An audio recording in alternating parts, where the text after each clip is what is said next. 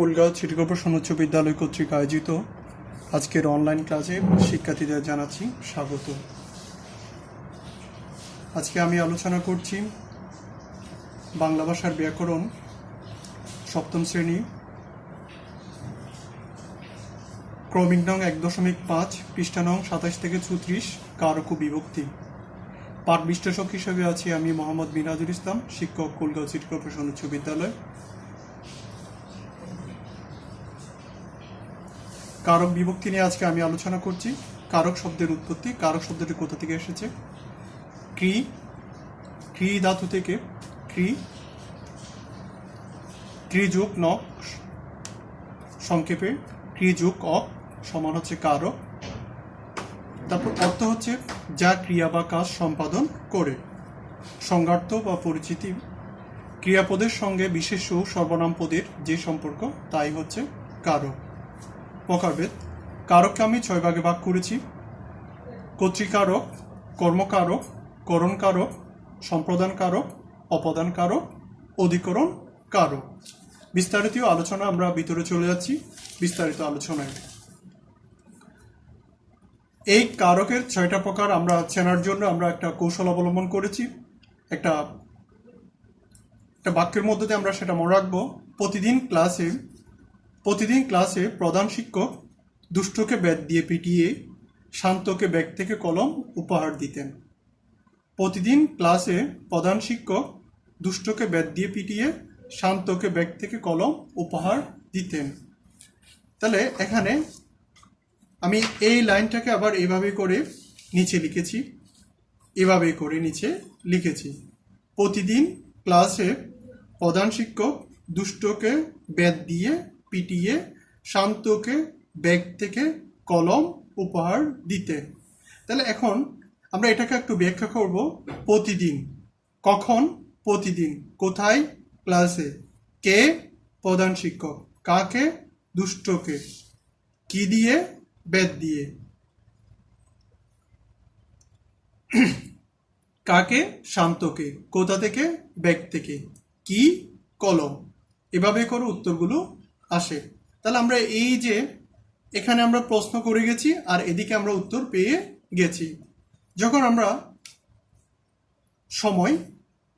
আমরা কখন, কোথায় এই প্রশ্ন করে যখন সময়, স্থান এগুলো পাবো তখন সেটা হবে অধিকরণ কারক।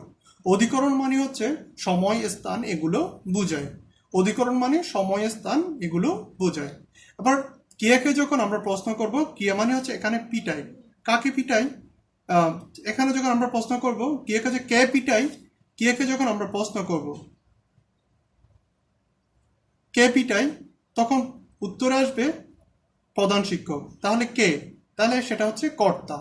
তাহলে কর্তা সেটা হচ্ছে আমরা ইংলিশে তাকে আমরা সাবজেক্ট বলি।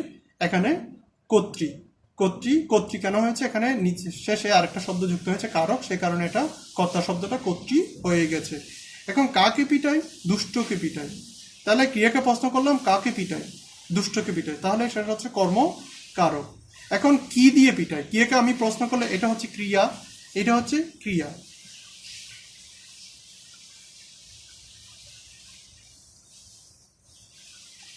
এটাকে প্রশ্ন করলাম কি দিয়ে পিটাই? ব্যাট দিয়ে পিটাই। কি দিয়ে? তাহলে যে পিটানোর যন্ত্রটা আমি যে কলম দিয়ে লিখছি, কি দিয়ে লিখছি? কলম দিয়ে লিখছি। তাহলে এটা একটা যন্ত্র, তাহলে এটা একটা হচ্ছে কি করণ, যেটাকে আমরা করণ কারক বলবো। কারক কেন বলছি? ক্রিয়ার সাথে যে নামপদের সম্পর্ক। নামপদ বলছে হচ্ছে নাউন এবং প্রনাউন। তার মানে হচ্ছে বিশেষ্য এবং সর্বনামের যে সম্পর্ক তাকে আমরা কি বলবো? তাকে আমরা কারক বলবো।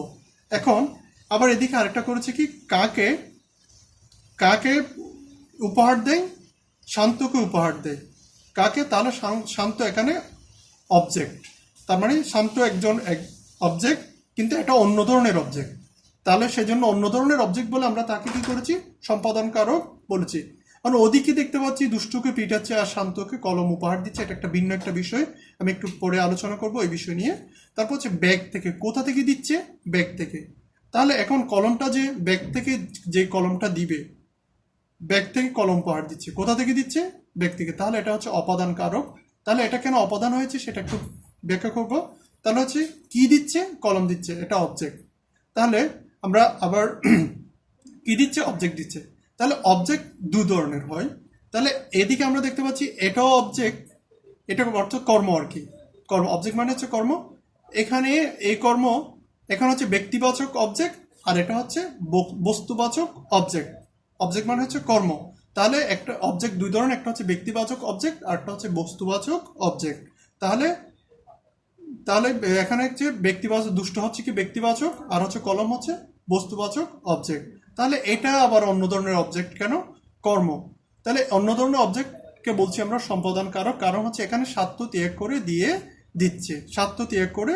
অর্থাৎ কাউকে কোনো কিছু দান করলে, তা কাউকে কোনো কিছু যদি একদম চিরতরে দিয়ে দেয়, তাহলে সেটাকে আমরা বলি স্বার্থ ত্যাগ করে দিয়া। সেই কারণে আমরা সেটাকে সম্পাদন কারক হিসেবে জেনেছি। তাহলে আমরা আরো বিস্তারিত উদাহরণগুলো পড়ে নিব। তাহলে এখন দেখো যে উদাহরণগুলো, কর্তৃকারক। কর্তৃকারকের অনেকগুলো উদাহরণ আছে। ছেলেরা বল খেলে। তাহলে এখন প্রশ্ন করবো ক্রিয়াকে, কে বল খেলে, উত্তর আসবে মানে এখানে প্লুরাল হবে এটা। তাহলে কে বল খেলে, ছেলেরা বল খেলে। তাহলে কারা বল খেলে, কারা বল খেলে, ছেলেরা বল খেলে। কে বল খেলে, ছেলে বল খেলে। এক সিঙ্গুলার হলে এটাই হবে। শিক্ষক ছাত্রদের পড়াচ্ছেন। কে পড়াচ্ছেন, শিক্ষক পড়াচ্ছেন। বাঘে মহিষে এক ঘাটে জল খায়। কারা এক ঘাটে জল খায়, বাঘে মহিষে। তাহলে উত্তর হচ্ছে বাঘে মহিষে।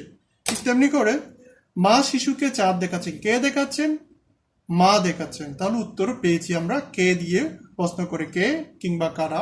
কে, আমরা এভাবে উত্তরগুলো পেতে পারি কে অথবা কারা দিয়ে প্রশ্ন করলে।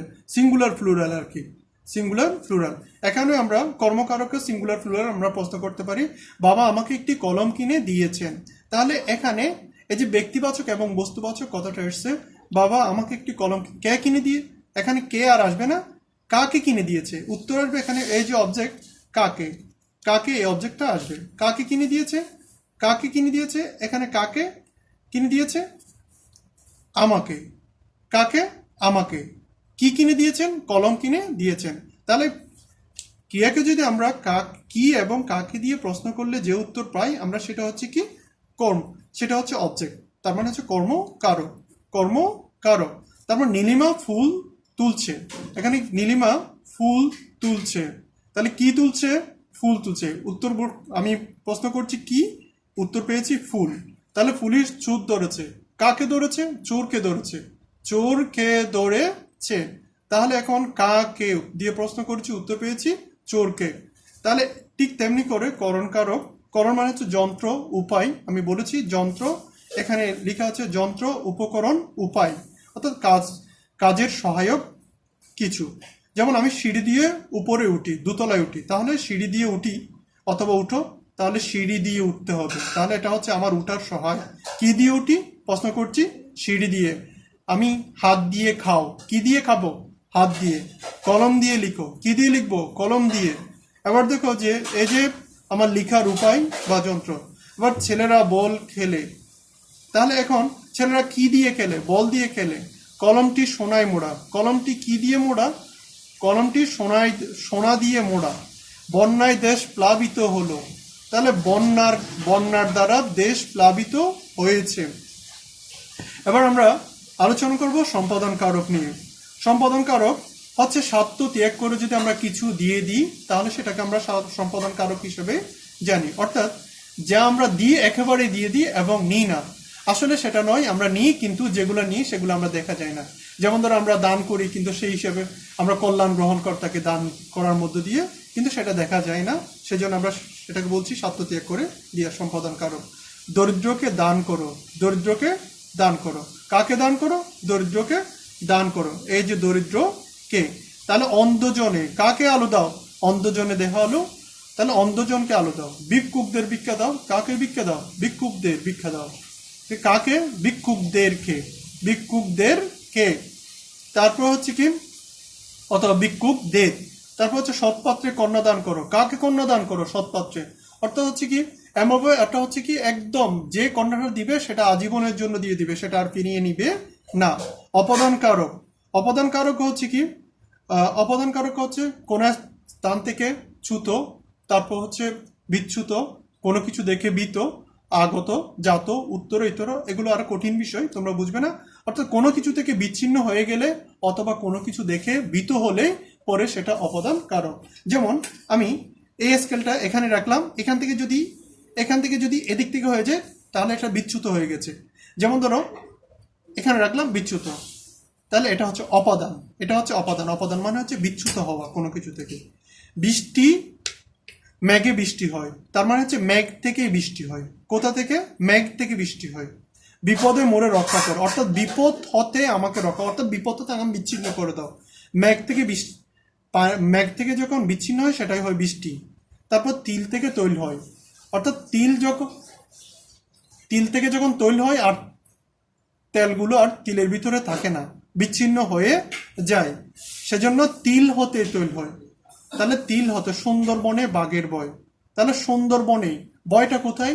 এমনি তুমি অন্য কোথাও গেলে ভয় পাবে না, জাস্ট সুন্দরবনে গেলে পরে সেখানে বাঘের ভয় পাবে।